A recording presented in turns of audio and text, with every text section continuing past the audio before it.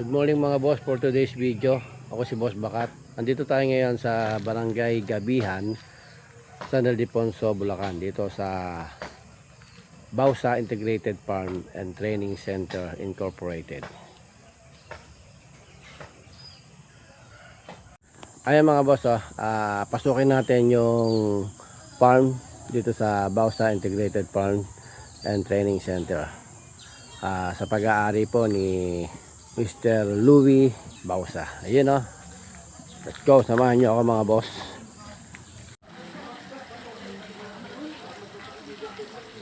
Diba, kahit madumi, walang panghe, walang amoy. Kasi nakakapagpakain tayo ng damo.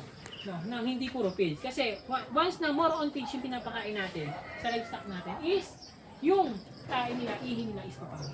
Pero ngayon is hindi na. So yun lang, kailangan nyo lang ma-maintain to. Okay, i-trim nyo na yung puno na yan kapag kaya ng time. Hindi naman madalian, no? So, pag-aralan ang type of breed ng rabbit. Alin dyan ang back, alin dyan ang doe. Pag sinabing back,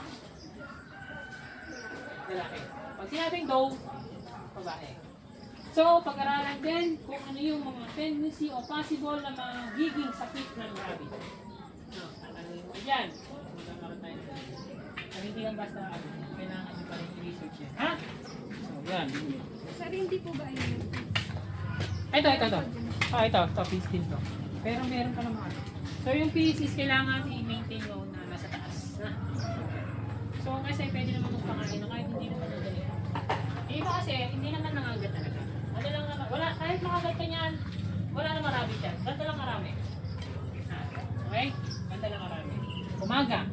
Pagpasok nyo ng alas 7, 8, pwede na magpakain. Na, tapos linis na. Yan. Tubig. Okay. Magkakape ng tubig doon. Ha? Kailangan ma-maintain yung linis nito para ma-secure natin yung sakit sa rabbit natin is hindi. Tapos, halimbawa, nagpakain na tayo. Mga 8, 9, pwede nyo na ulit kunin yung pakainan. Kindly check na kung lilinisan na. Pati yung painuman. Kasi minsan, yung painuman is iniihigan nila. So, tendency, may possible na doon, kapag nauuwi sila, naiinom nila yun. Naaamoy nila yun. Kaya doon nagkakasakit ng alaga natin. So, ibibigay ko siya sa inyo ng malusog, masigla. Kailangan pag natapos kayo is ganun pa rin sila at madagdagan yung timbang. So, kailangan natin timbangin pa rin ang ating rabbit. Titignan natin kung the sample, yung inay natin is umaabot siya ng 2 kilos. So, sa 2 kilos sa pag-aalaga nyo, titignan natin kung dadagdag mo yung timbang niya sa pag-aalaga niya. Okay. Yan. Ayun, ito yung mga OJT nila. Mga boss, ayan o. Bro, itong mga rabbit na to, ano yung mga, sabihin, Philippine rabbit. Philippine rabbit yan. Pero walang ibang walang pero may ibang crossbreed yan na yung tinatawag namin lion head. Ayan, mga lion head po Ay, namin. mga imported. Mga imported po yan. Ayun. Pero usually naman talaga sila is mga imported yung lahi. Matataas yung dugo, ibig sabihin nga po. Ayun. Na kahit sa Pilipinas po sila is, pero yung talagang mga parang nila is breed is galing sa ibang bansa na pinanggalingan nila. Kaya mataas pa rin po yung quality ng breed nila na pagka rabbit. Ayun mga boss, dito tayo ngayon sa Bausa Integrated and Training Center Incorporated. Dito nagkasulukan sa San Ildefonso, Bulacan. At kasama nga natin si Sir Bernard Yes, Sabo. Ayan o. At siyempre meron siyang mga alagang mga rabbit. Ayan. Yan, ito po yung mga alaga nating rabbit. Ayan. Na sila naman po is Mababait naman bro, yes, no? po, Mababait. yan. Kasi lagi silang nahahawakan ng tao at lagi may tao po. Kasi once na yung isang hayop, kapag hindi sila naalaga ng mga hayos is nagiging wild sila. Ayun, Nagiging mailap, hindi sila nagiging maamudas kasi kulang yung pag-aalaga po sa kanila. So isang diskarte kung paano mo paamo ang isang hayop is talagang bigyan mo ng pagmamahal para maging mabait sila sa iyo. Ayan. Ayun, nagbumisita nga tayo dito sa Bausa Integrated Farm. Isang farm na napakalaki dito sa San Ildefonso, Bulacan. At hindi lang rabbit ang makikita nyo dito. Napakarami ditong mga Aba, ayan. iba't ibang mga klaseng halaman. May, Yan.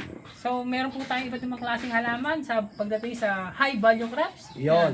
Okay. Kaya nga po integrated is assorted. Mm. Hindi lang po focus sa isa, kundi pangkalahatan na po. Marami. Meron po tayong livestock chicken, livestock rabbit, at itek, meron din po tayong baboy na inalagaan dito sa farm yun. na pang backyard. Na. Okay. At nakita ko, Sir Bernard, marami kang tao ngayon dito. Ano, mga ano sila, Yes po, mga training. ayan. Yan. Yung mga, yan po is malaking tulong sa amin galing sa Bulacan Agricultural University. Interns po na isa sa mga OJT po namin na Yun, nakakatulong. OJT.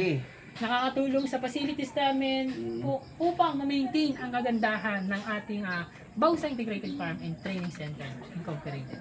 Yun, talagang malaking naitutulong sa ating ekonomiya pagdating sa agriculture. Ayun o.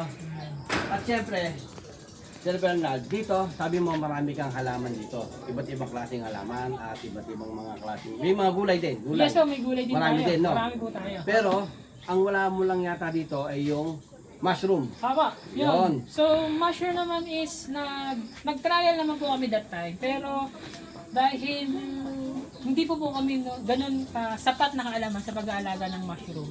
Kaya medyo na-stop po namin siya. Pero but the trying best para ito continue mag-produce ulit ng mushroom production. Yung white oyster Apo, mushroom. sa tulong po ni Kuya Dex. Yun, oh. Yan. I-assist natin yan. Yan. I-assist mga po boss. tayo ni Kuya Dex sa pag-aalaga ng mushroom dahil ang horte niya po talaga is paano magparami at mag-produce ng mushroom production. Yun o. Kaya samahan nyo kami mga boss ha.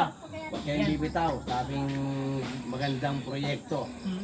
Lalo-lalo na, siyempre kasama natin dito ang buong Bulacan at Agriculture, DTI, DOST, naka-assist Yes sa po. atin yan. Ayan. Yung mga... So, ito yung growing house. Opo, ito po. Ito yung mushroom production at dito rin nakasabit yung fruiting bag, no? Dito po. Bali, Des, yung pinaka mushroom production, gawaan ng fruiting bag. Ito po sa Kuya Dex. Itong...